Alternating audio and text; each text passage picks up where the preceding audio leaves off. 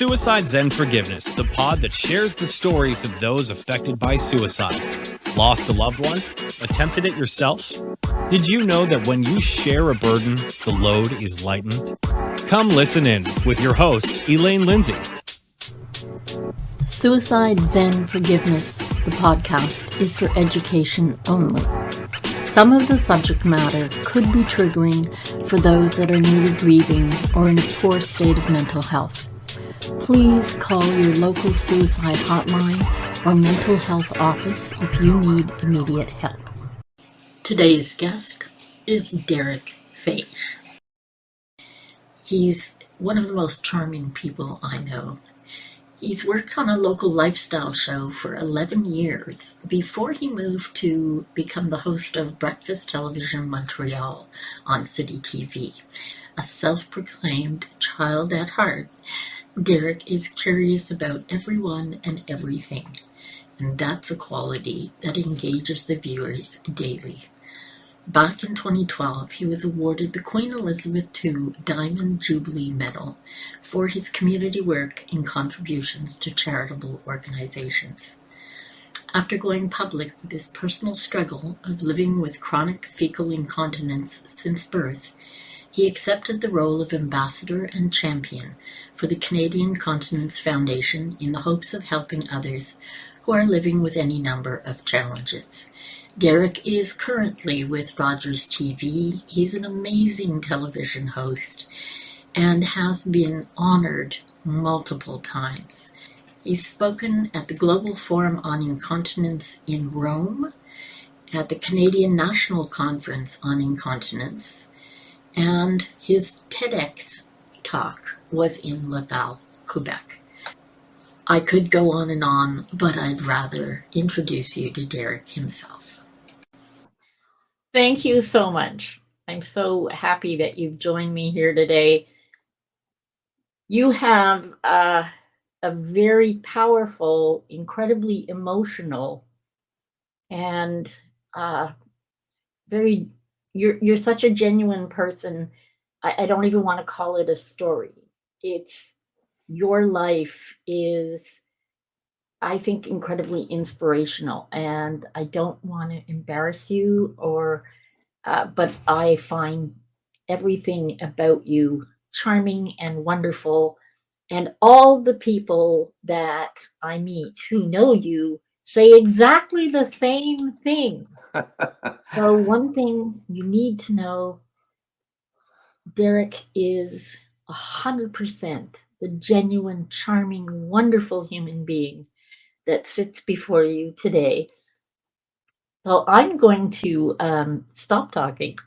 I'm going to give you a chance to take it where you will.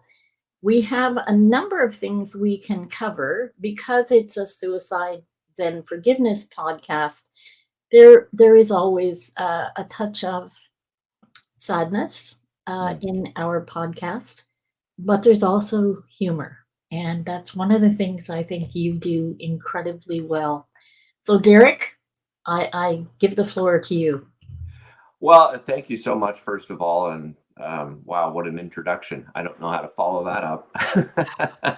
I appreciate you reaching out to me, Elaine. As you said, my story is a very emotional one. When I decided to go public with my story, I wanted to make sure that, I was authentic and honest and was completely vulnerable in telling the story. So, just to give your viewers an idea of what my story's been like, I was born with an imperforate anus. Actually, it's called a high imperforate anus. So there's different levels of it, which basically means I was born without the actual anal opening, and so doctors had to create that shortly after birth. I always joke, you say my sense of humor, I always joke that doctors made me an asshole. It's a great way to break the ice at parties, I'll tell you.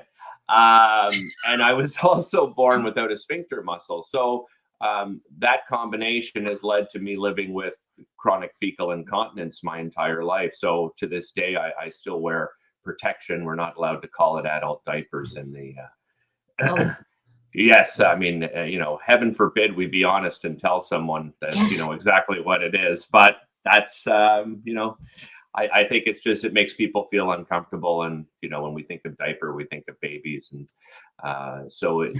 with the work that I've done through the Canadian Continence Foundation, we always, call it sort of adult protection. But, if you're wondering exactly what that means you're basically wearing diapers. I actually,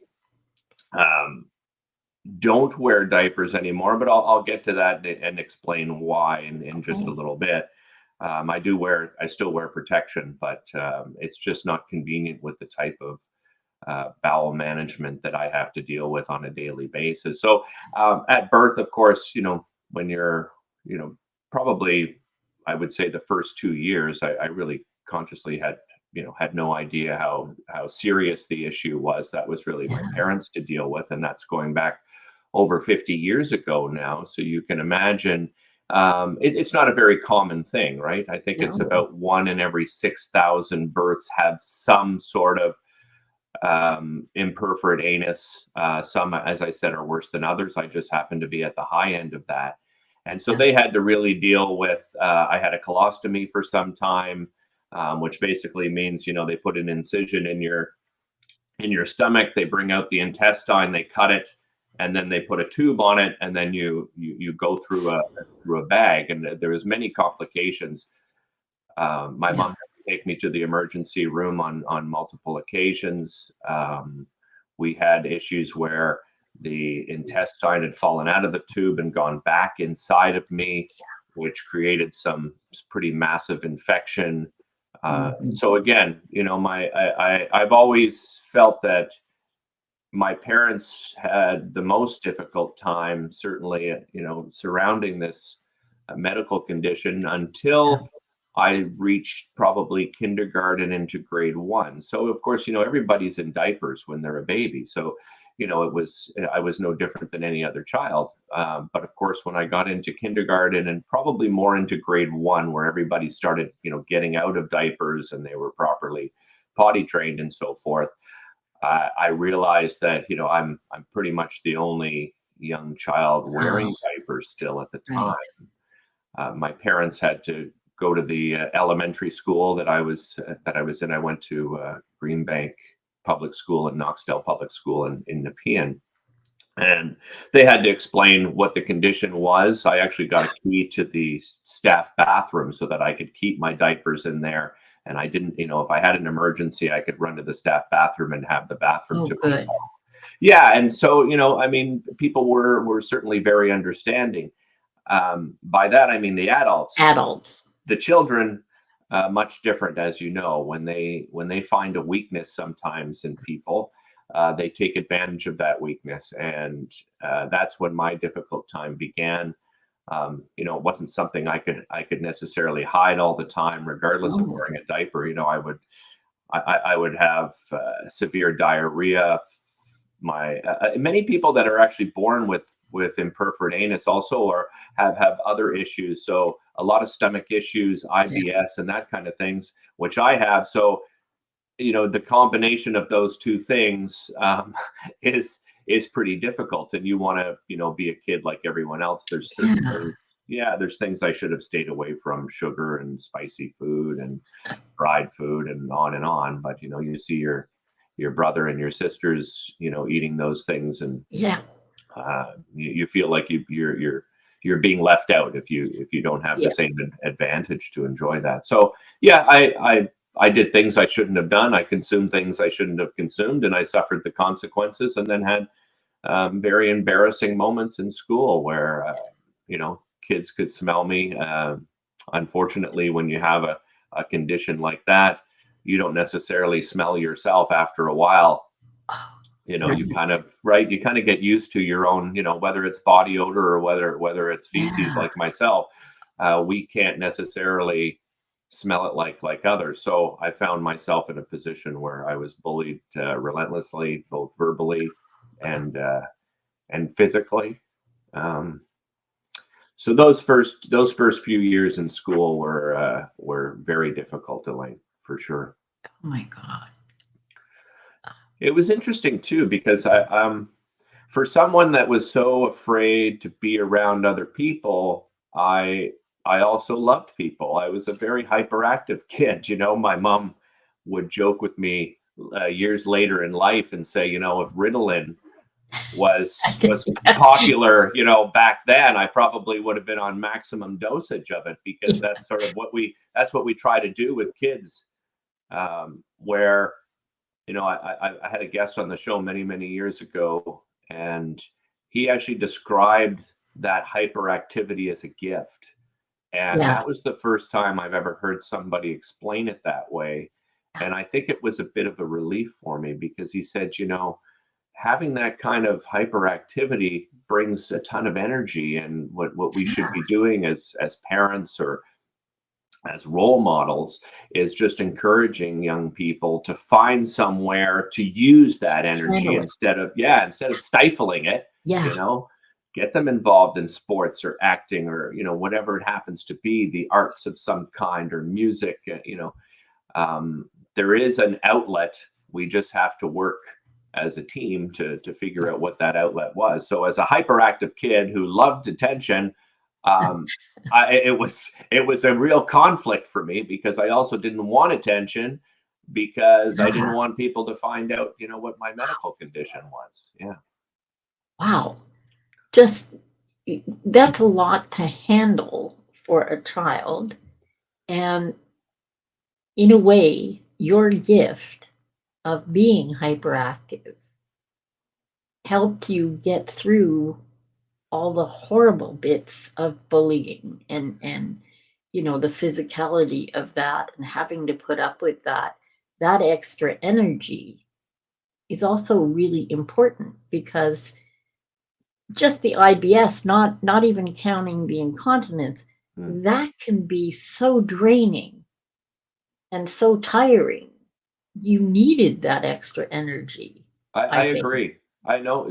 Well said, Elaine, because I don't think, there's a great sense of guilt when you have any kind of condition, I think, especially when it affects the other people around you, and people don't realize that there is a great sense of guilt, because if I'm having a bad day, I can't go to my stepson's hockey game. I can't go biking with my wife, who wants to go biking that day, or she has to wait for me because I have stomach cramps that morning, and I'm on the toilet for an hour, and there's a real sense of frustration, not from just myself, but there's a sense of frustration from my wife or my daughter, who, I can't go to the taekwondo competition and watch her. I get halfway there and I soil myself, and I've got to drop off my stepson or my daughter and come back home and clean up and try to make it back in time. And you're right, it's exhausting, both physically and mentally. So having the gift of that hyperactivity and that energy, you're right, it went a long way. And I had an incredible imagination. I'm really fortunate where we grew up. We grew up in Nepean in Arlington Woods on Riverbrook Road. So our backyard backed onto a creek. So I had the greatest play area a child could ever have. And I would spend hours and hours by myself in that creek, and just coming up with different scenarios. I always like to pretend I was an action star in films and a stunt man. So I'd throw myself down the hill and pretend, I was rolling down the hill in some crazy film scene that I had made up in my mind. And so I spent a lot of time by myself, I think, which I did a talk at Algonquin just a couple of months ago, a presentation, and both my parents were there in the front row. And that was, that was pretty emotional, because, I didn't hold back on things. And I think they were quite surprised on the amount of time I said that I spent by myself, because, you're a kid and you go out and you play, and you come back in. And I don't think they realized how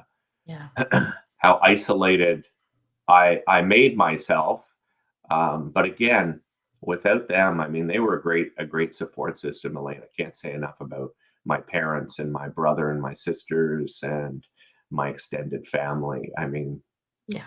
Without them, I could have had a pretty miserable childhood. They Yeah. made it as normal as possible, and found those activities that could help me release some of that energy. So I really loved sports. I was always probably the smallest kid in any sport that I played growing up, but I had a chip on my shoulder and I wanted to prove myself. And I might not have been the best at any of the sports I played, but I've always said to people, I can guarantee I worked harder than anybody else. So, I played soccer, I played competitive squash, I played football, I played rugby. There wasn't a sport that I wasn't interested in. Badminton, you name it. And if I started playing something, I really became obsessed with it. And again, just wanted to prove myself any opportunity that came my way. I think it's really important to note that, all that alone time as a child, allowing you to foster your creativity and kind of gird your loins for what you had to put up with at school. And it was giving you an inner fortitude that has obviously stood you in good stead. Yeah, and people always ask me, how I was able to deal with it, and fortitude is a great word because I created this great defense mechanism. Um, I guess I would describe it later in life. I think I said it in my TEDx talk that I always treated those bad moments of one moment in a long life. And, I lived through it. I had my cry. I had, went home and cleaned up and bawled my eyes out. And then I was up the next morning and ready to tackle the day. That's not to say, I didn't take advantage to a certain extent of having my medical condition, because I could always say to my parents, if I was having a bad day, if I was depressed, or I didn't want to go back to school because I had one of those horrible bullying incidents, I could just tell them, oh, my stomach is off and I can't go to school today. Right. And certainly, you know, as guilty as I feel today, I think, taking advantage of that was good for my mental health. Yeah. I would, Yeah. without realizing it, I was taking mental health days as a very young child. Yes. And I had an excuse to do it, right? I had a medical excuse to do it. And so I did it probably more often than I should have. Well, I think the fact that you were smart enough to do that, and in Scots we say canny enough to use that to your advantage, it's kind of one of the little gifts you were given for having to put up with what you put up with. Yeah. Whether you believe in God or the universe or whomever or whatever, there are always little gifts that we can choose to use or not. And I think you chose to use every single one you were given. Yeah, and I give credit to, again, that support system who made, Yeah. childhood, normal as Yeah. possible. We had my mom and dad's best friends, Eric and Nancy Goodwin.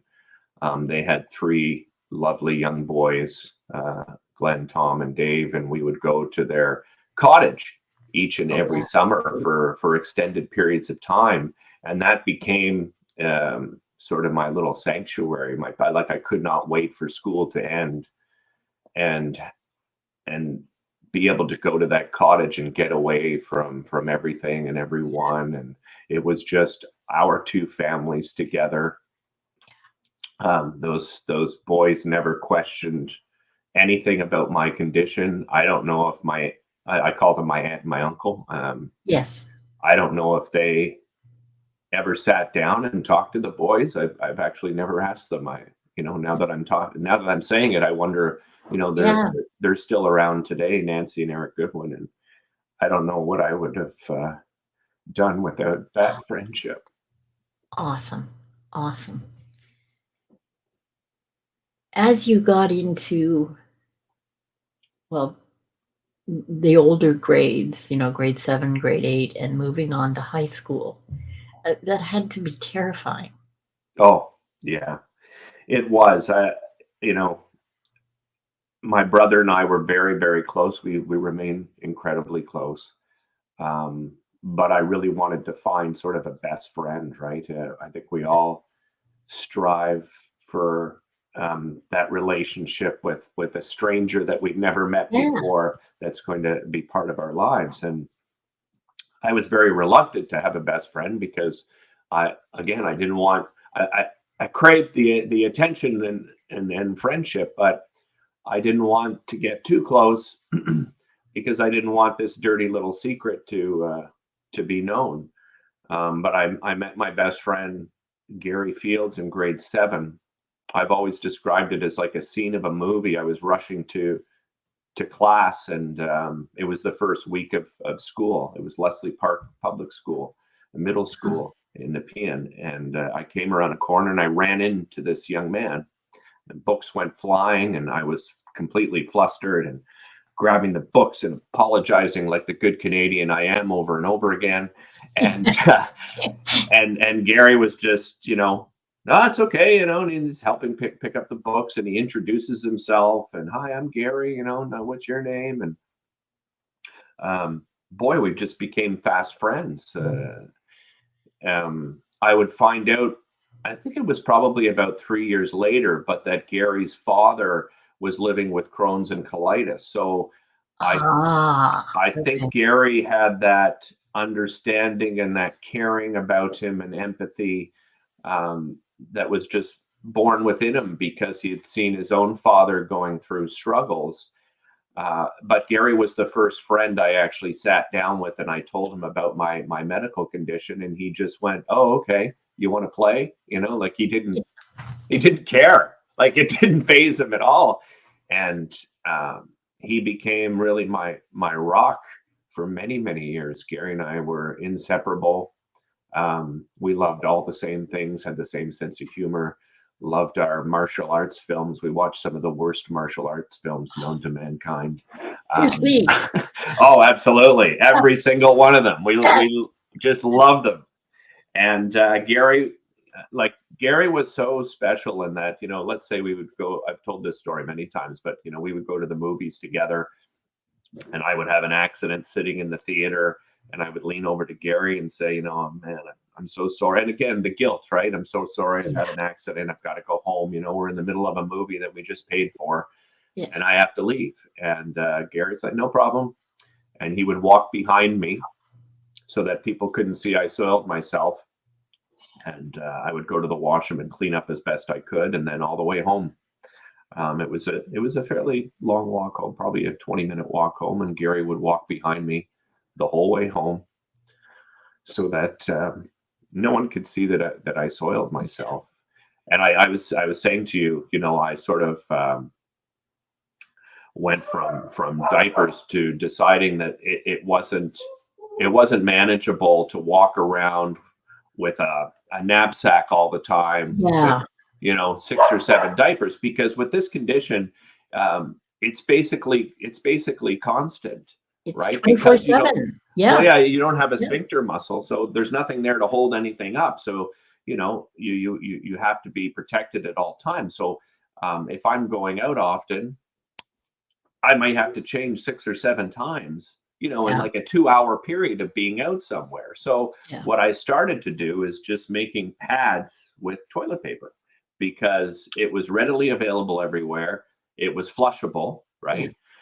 So I just create these pads, and that way I was better able to manage going to the washroom more often, right? I could go every half an hour and, just make sure everything was fine, and change myself. And to this day, that's exactly what I did. And, going back to getting up there in grades after grade 7 and 8, all of a sudden, you're hitting high school, and the anxiety level was intensified by 100 times. I was a young man, and I had the best friend, and now I wanted a girlfriend, and I just thought any girl would think I was just disgusting, quite frankly. That was my mindset. And I did have some girlfriends in high school, but once we got close and things got intimate or started to have any inclination of romance or intimacy, I shut down. Yeah. I would stop talking, stop calling, avoid them at school.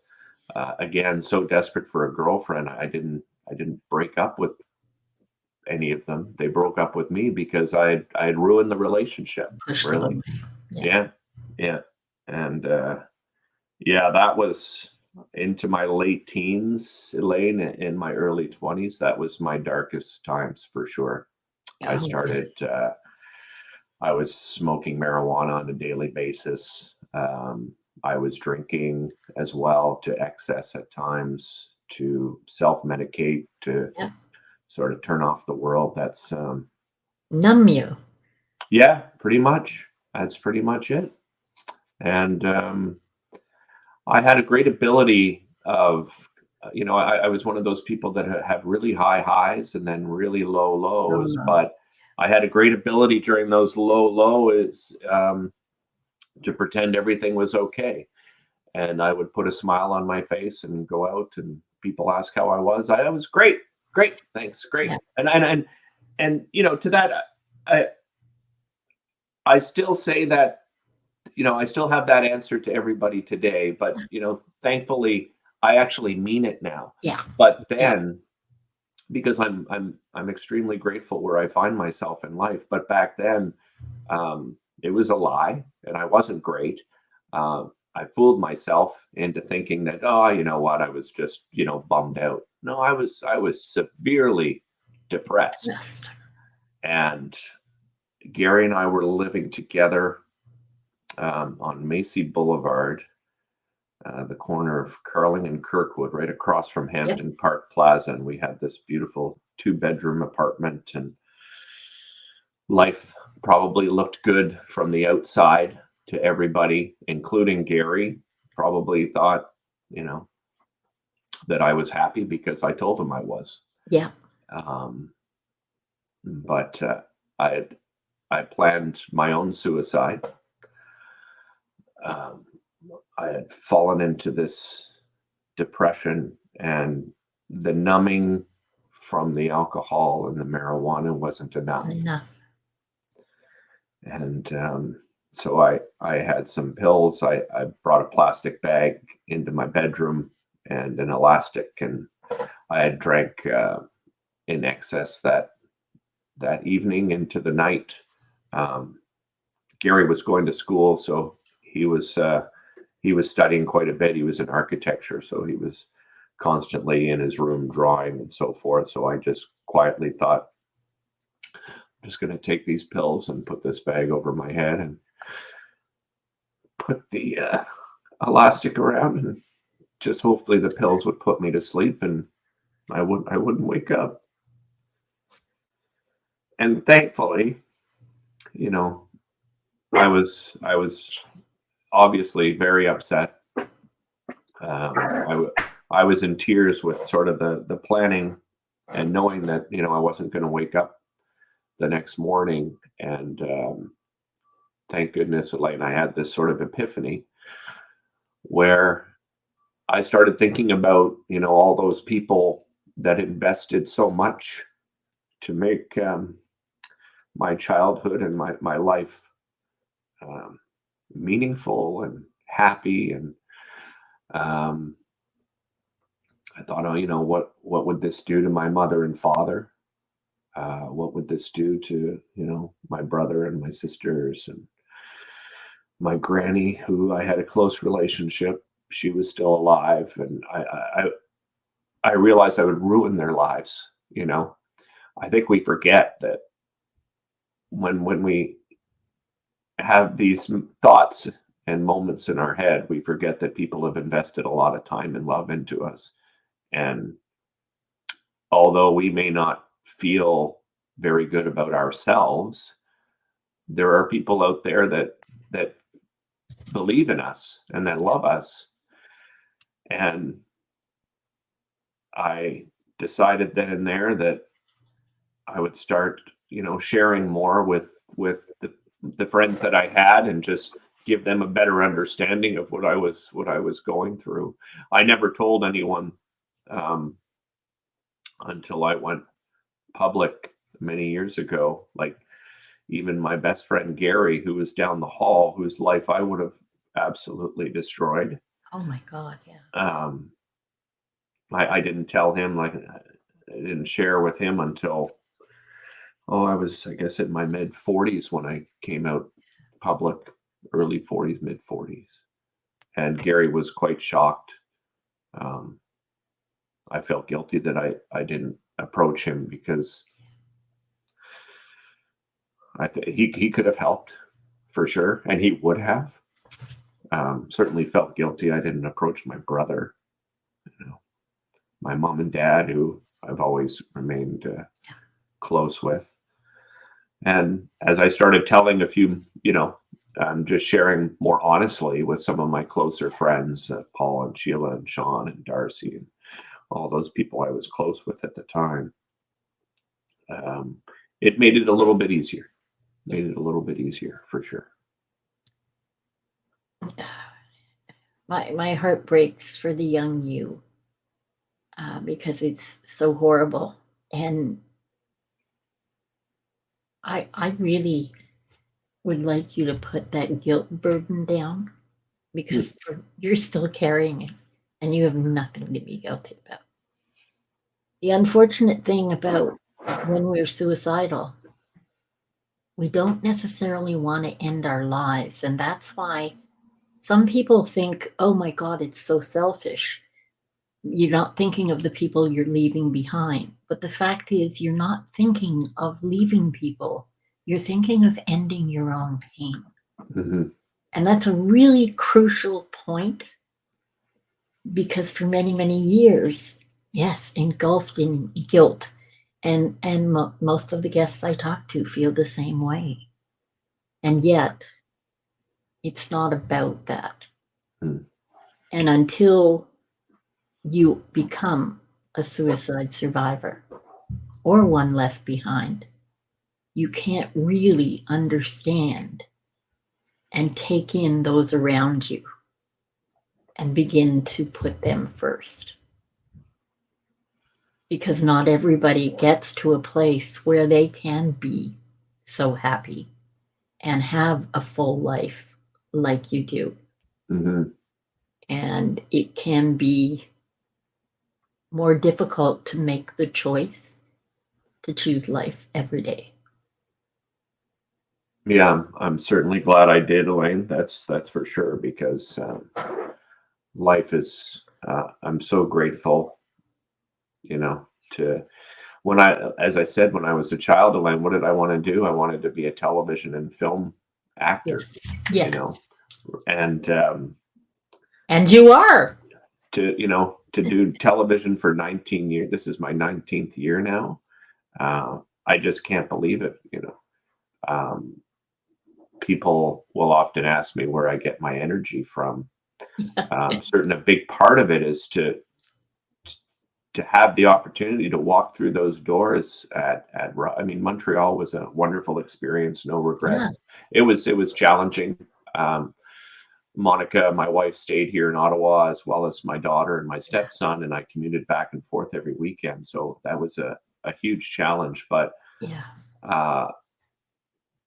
Rogers TV, community television, is just the perfect fit for me. It really is. Yeah. I love the idea that for many of the guests that come into our station, it's the first time they've ever been on TV, and I get to be the person to, help them navigate their nerves and the anxiety. And it's scary for a lot of people to go on television, for sure. And to be the first person to help them navigate through that, it's I take a lot of pride in that. And I am, when in the introduction, you mentioned how I have this natural curiosity, and I do. I love talking to people. I love hearing their stories. I love hearing about how they started their business. I love hearing their successes. I love having conversations like you and I are having right now. I have to do it in a much more condensed time, obviously, but Yeah. I've had some of the most powerful conversations with people sitting across from me who, have gone through any number of challenges, living with rare Yeah. diseases and, cancer survivors. And I think Absolutely. everything that I've gone through has helped me connect with those people, right? Yeah. I know what it's like to hurt. I know what it's like to be at the very bottom, and I think it comes across in interviews that I really do care about you sitting across from me.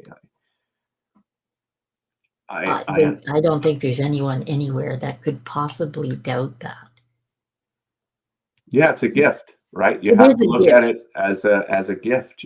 This medical Yes. condition is like a superpower. It is your superpower. And from it, you have developed such incredible empathy and genuine caring for those that you speak to. Who better for first time people coming on television? Who better to talk to than you? I don't Yeah. think there is anyone. And I have to say, over those 19 years,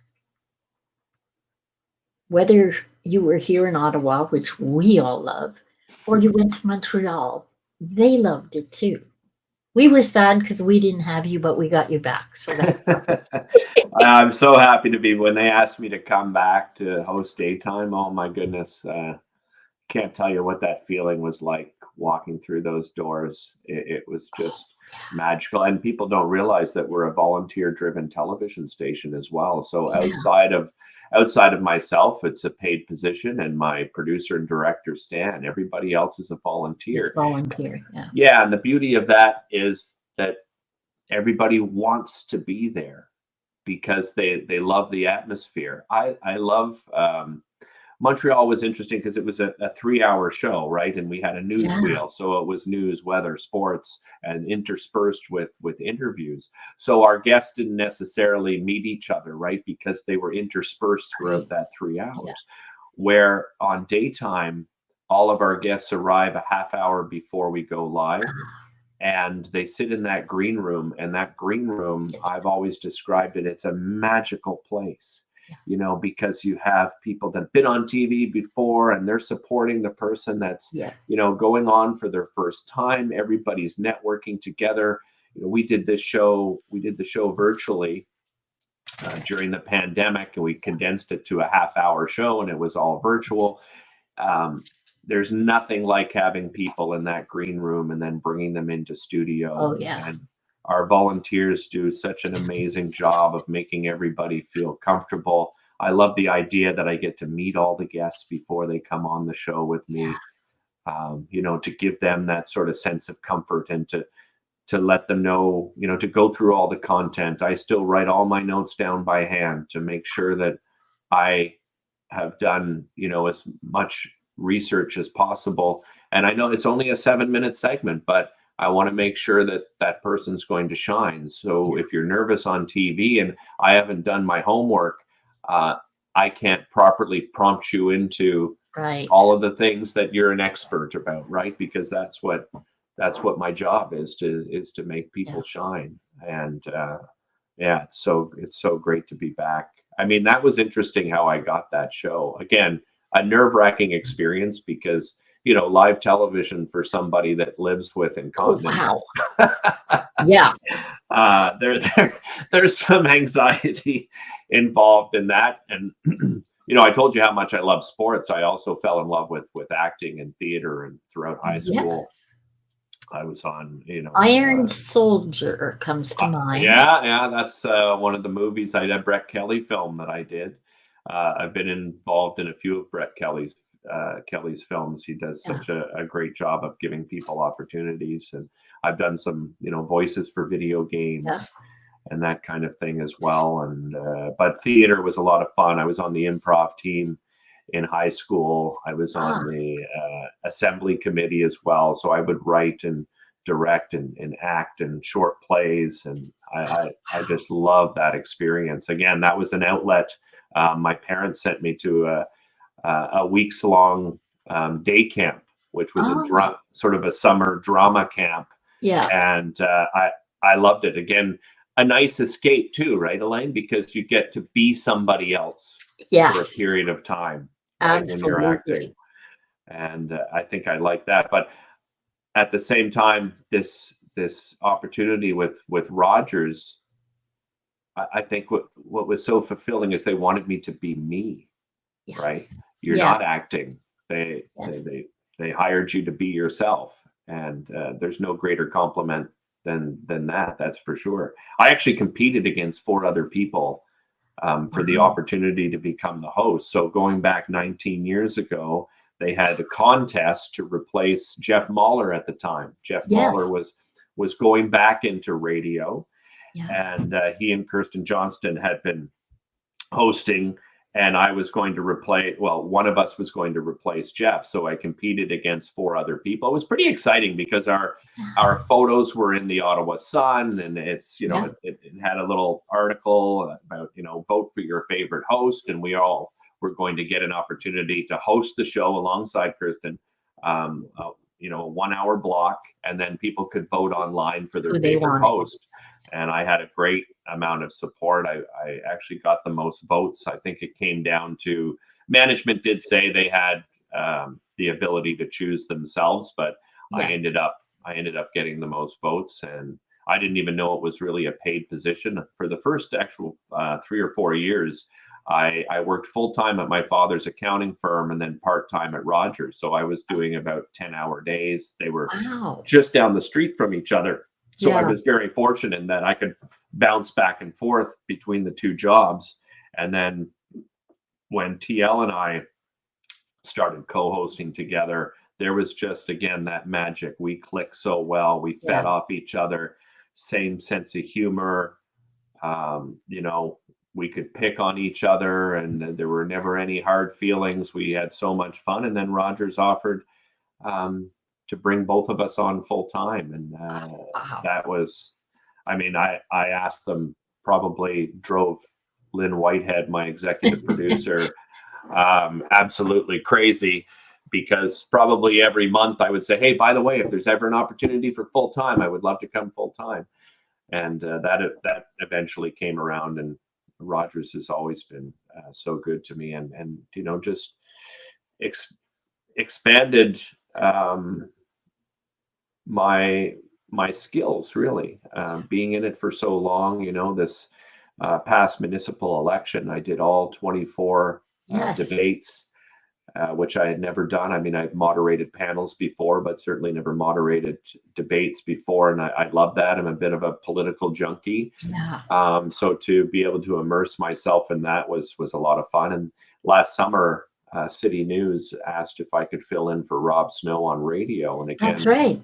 That was an amazing opportunity. Rob and I became quite fast friends, and I started filling in for Sam LaPrade as well, who again, just 2 wonderful people, easygoing, no egos, welcomed me with open arms. And so I really relished in the opportunity to do both television and radio these days. Well, and yes, and I have to say, I appreciate the Rogers television and radio family. Not just for you. Also, I'll be honest and say my son is on Rogers Radio. So yeah. So you have to put that in there. Of course.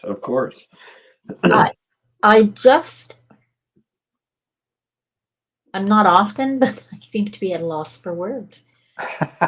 You wrap that up so beautifully. You have such a wonderful depth to you, but you have such good comedic timing, and yet you can be so very serious and so very caring, and it just endears you more. I think, quite honestly, you are the full package. Thanks, And Elaine. uh, Appreciate that. I'm absolutely thrilled and honored that you came on the show, because it certainly, I had wanted to talk to you on the show years ago, when I first started, because I knew a little bit about your history, and I was at one of the first events, a morning event where you shared your story. And I have to say thank you, because I had only started sharing mine, and your story gave me the impetus to start opening up a little more about my own. And I really appreciate that. Yeah, I know. I think it's really important to thank people that have made a difference in our lives. It's Yeah. something that I've tried to do every time I've done a speaking engagement. And with that said, I've got to say, I mentioned my wife Monica. Wow, to find somebody that loves you unconditionally, Unconditional. no matter. It's not easy sometimes to live with somebody that No. has this kind of condition. And she always, I've Monica's my second marriage. My first marriage, certainly no regrets. Needed each other at that time. Yes. Incredibly young. Proposed after 3 months of meeting, and have a beautiful daughter from that relationship.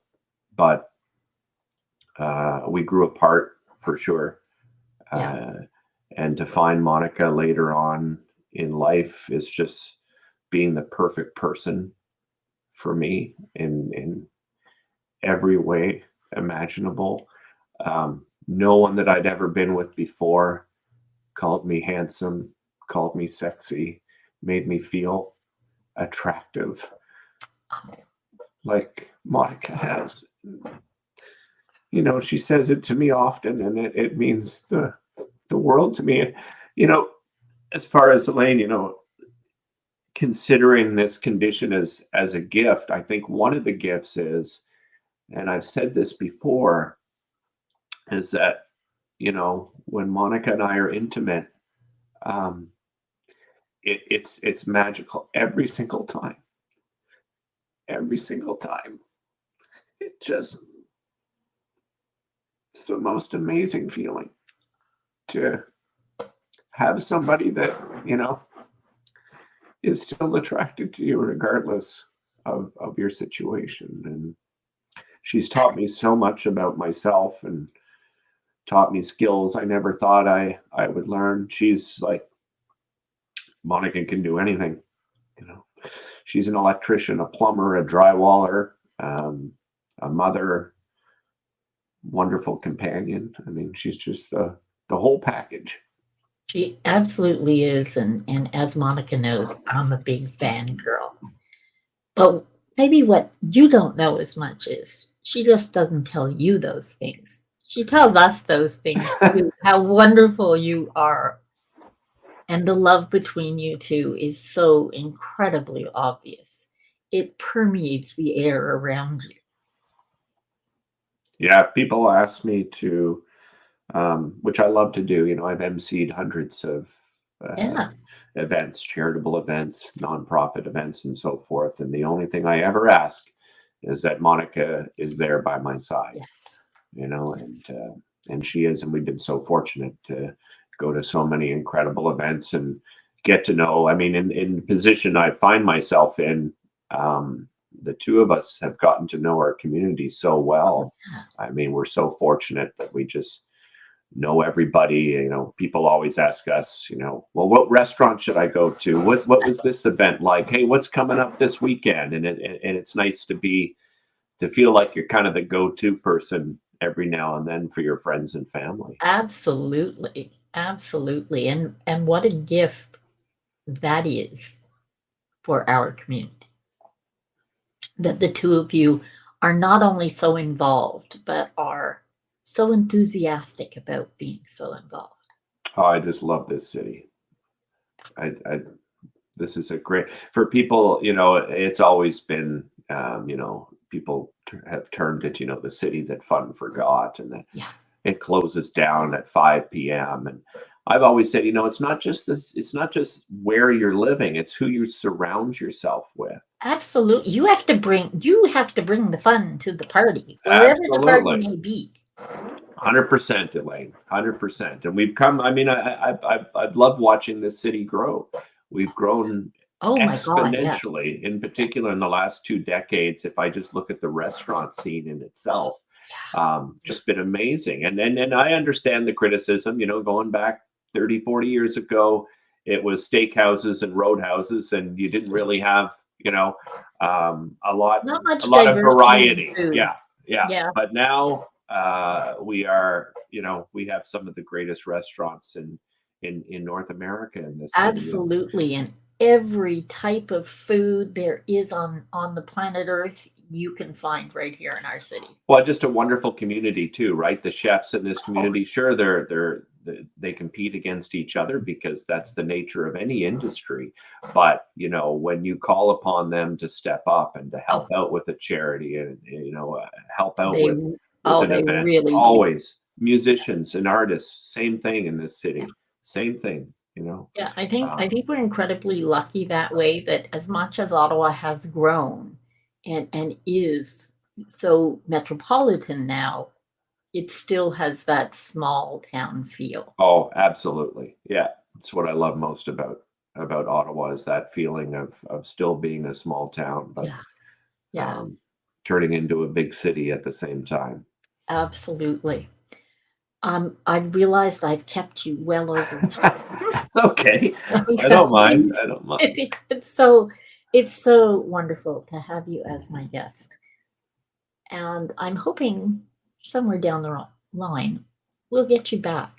And I'm wondering if maybe we could do a joint with you and Monica. I would love that. Oh, that's wonderful. That's wonderful. I really appreciate that. Sorry about the dog. It's okay. I'm surprised mine have been quiet so far. It's amazing. Yeah, well, one is a visitor, so she's not quite as aware of how we're supposed to be quiet when we're taping. No problem at all. I want to say thank you, my guest, Derick Fage. You'll find all of his links, everything to do with him, and a link to his TEDx, which I really strongly suggest you watch. I'm Elaine Lindsay, and as I often say, make the very best of your today, every day, and I will see you next time. Don't forget to subscribe so you'll get notified for the next episode. And if what you hear here resonates or helps in any way, please kindly leave a review. It'll be greatly appreciated. And remember, sharing your story can help lighten your burden. Thank you for listening. Please subscribe on your favorite service. Suicide Zen Forgiveness was brought to you by Truel Social Media, the digital integration specialists. Let them get you on page 1 in the search results. And also by Canada's keynote humorist, Judy Croon, the motivational speaker, comedian, author, and stand-up coach at Second City. On the stage, Judy draws from her wealth of performance experience, wit, and insight to entertain, inform, and inspire in her dynamic keynotes and half-day workshops.